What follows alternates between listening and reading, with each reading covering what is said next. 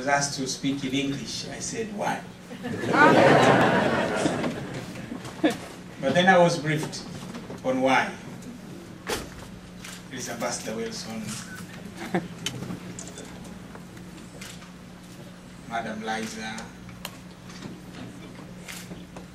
our Honorary Consul. Jendai, where are you? I was told Jendai would also be here. So a number of our American friends are here, and since we are in America, maybe let's use the American language. Unfortunately, I've been taught by the British. So I use Queen's English, not American English.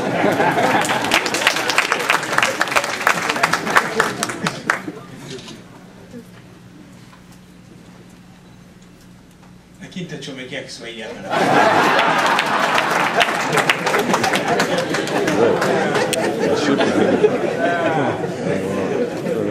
Our Minister of Foreign Affairs, ministers, permanent secretaries, ambassadors, distinguished invited guests, fellow Tanzanians, ladies and gentlemen, without forgetting the members of parliament, there are 4 of them here, very ably represented. Well, I thank you, Ambassador Majal, I thank you, Ambassador Sefue, the President and the members of the board of the Diaspora Council of Tanzania in America, DICOTA, for inviting me to join you on this very auspicious day. You are celebrating the 50 years of the independence of mainland Tanzania, and this is the 3rd meeting of the diaspora in Tanzania. I commend you for organizing this event very well.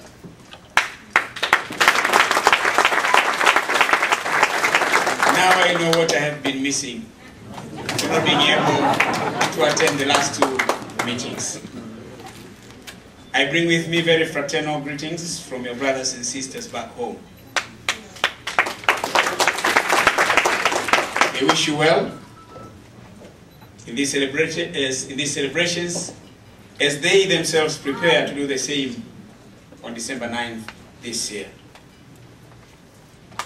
I'm glad you heeded the call I made in my New Year address, welcoming the year 2011, for Tanzanians wherever they are to celebrate the 50th anniversary of the independence of Tanganyika in a very befitting manner. I commend you for organizing this day of celebrations to reflect on the past 50 years and look ahead to the future of our great country. Tanzanians have every reason to celebrate the Golden Jubilee of their independence. First, the fact that we have survived as a nation and have remained united and peaceful amid so much diversity in our own country is no small achievement at all. There are a number of countries around us who have even lesser diversity, who have not remained peaceful, they have not remained united. Tanzania is a nation created by a media of 2 sovereign nations and sovereign peoples. That one itself is a diversity with its own complications, with its own internal and external dynamics.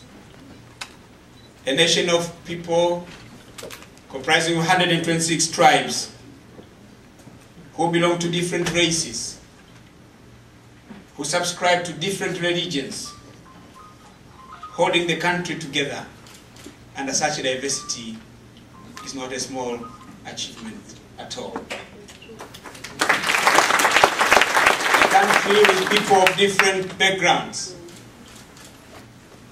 rich and poor, educated and uneducated, keeping a country like that one together is not a small achievement at all. A country with such diversity to have survived 50 years, where several around us have failed, is something for all of us, for Tanzanians, to be proud of, and there is cause for us to celebrate. However, we have to be mindful of the fact that we must remain vigilant and continue to pursue policies that have made us united, peaceful up to this day.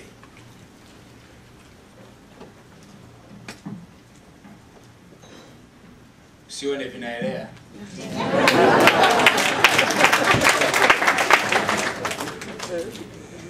Kwa nchi yetu yenye mgawanyiko wa aina hii, kubaki tuna amani sio jambo dogo. But we are adding another diversity now. In the past we used to be a one-party state. Now we have multiple parties. That's another diversity. And again, keeping the peace under such diversity is not a small thing. It's not as easy as people think. It takes a lot of adroitness, a lot of skills to hold the country together under such circumstances. Second thing we have to celebrate, because we have made achievements. We have made progress. Phenomenal progress in some areas modest progress. In education, there are more boys and girls at school now, in colleges and universities, than we were at independence. Today, 97% of our children are in primary school, compared to only 2% at independence.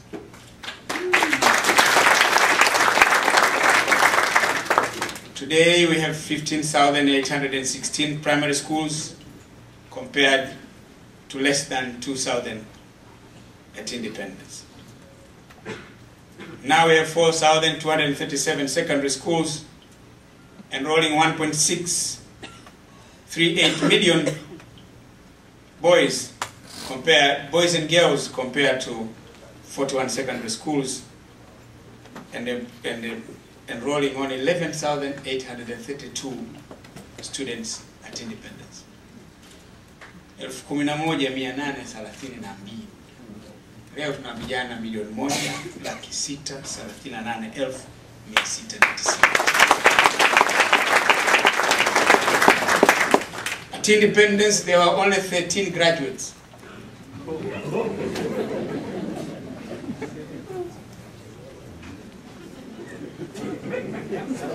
And only 2 engineers.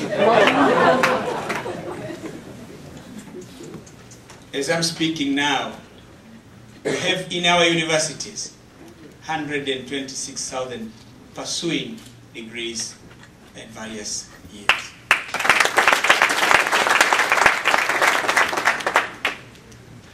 We now have 11,400 engineers. When you look at every item on the statistics, it's a stark reality that we have made a lot of progress. And Tanzania's progress in education has been recognized worldwide. That's why last year, Tanzania got an MDG award on education by the United Nations.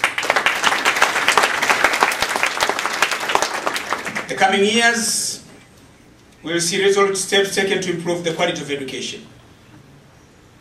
We'll hire more teachers, acquire more textbooks, and reference books, more teaching aids, build more science laboratories so that we get more scientists. Otherwise, we'll have lawyers, politicians, economists like me, but all these are people who talk. At the end of the day, those who create the growth and the transformation are the scientists, the engineers, medical professionals, and so on. We want to invest more and more in that area. That's our main area of focus now. Tuliopo tunatosha.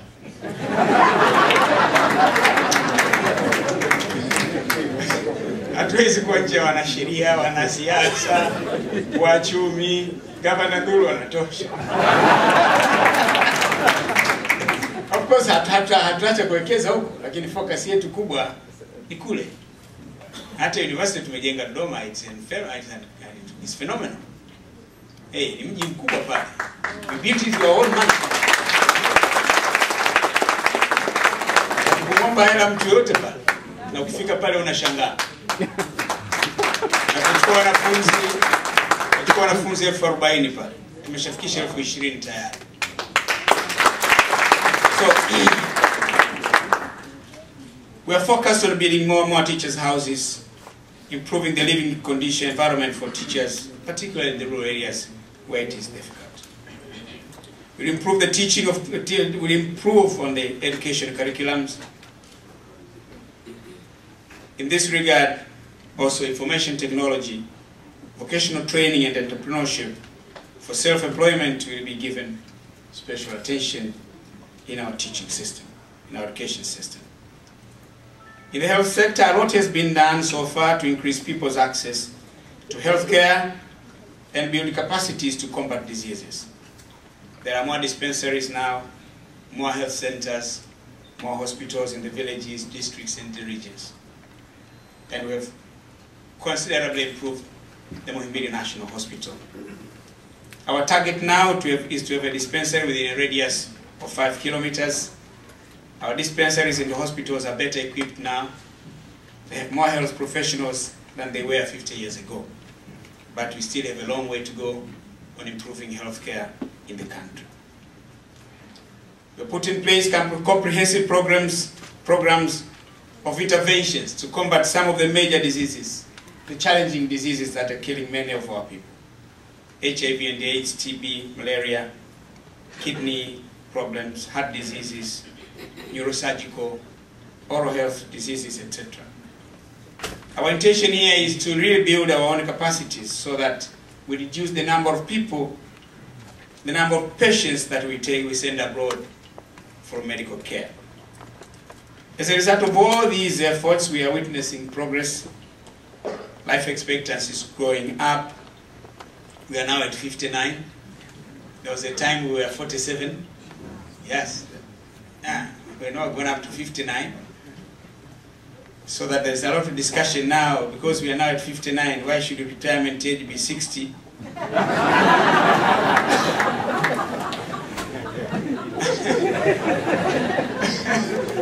I'm saying we are 1 year less than 60.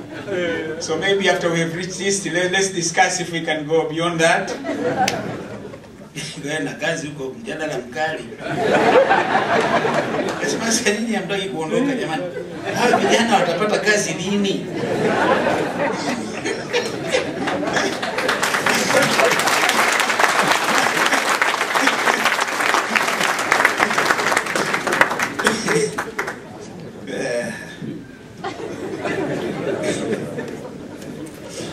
Maternal and child health mortalities are coming down. HIV infections rates are falling, and soon referral of patients abroad for heart, kidney, and neurosurgical diseases will be reduced. We've already built capacities at Muhimbili, now National Hospital, to handle renal diseases. Of course, we are now training people to be able to do kidney transplant. I think in the next 3-4 years we'll get there. We've already identified the young men and women, the brilliant doctors whom we are now investing in their training. Beginning next year, we'll be doing open heart surgery. We've already trained doctors, about 46 of them, 40 doctors and nurses. They're already working in Dar es Salaam. We are finishing, by December this year, we'll have completed the heart hospital there. It's a huge one, about 200-bed hospital. And we are now bringing in the equipment.